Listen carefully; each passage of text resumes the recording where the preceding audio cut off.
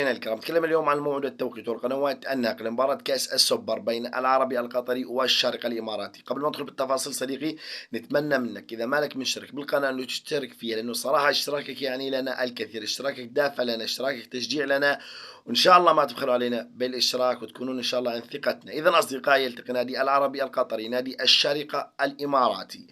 المباراة تلعب لحساب طبعا بطولة كأس السوبر المشترك بعد اتفاقية بين الاتحاد القطري والاتحاد الإماراتي أن تقام مباراة كأس السوبر بين بطل الكأس في قطر وبطل الكأس في الإمارات، وبطل الدوري في قطر وبطل الدوري في الإمارات، على شكل نصف نهائي بطولة.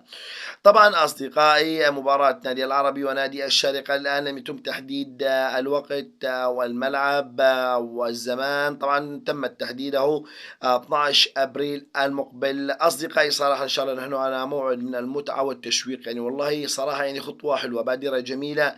نتمنى إن شاء الله التوفيق للنادي العربي، نادينا نادي الأحلام في المحافل الخارجية القادمة. أصدقائي طبعا شاركونا أنتم آراءكم وتوقعاتكم نتيجة هذا اللقاء، طبعا مع تبقي تقريبا شهران على موعد المباراة. لكن إن شاء الله إحنا أصدقائي من باب التذكير، لا تبخل علينا باللايك والاشتراك بالقناة، وشكرا لكم.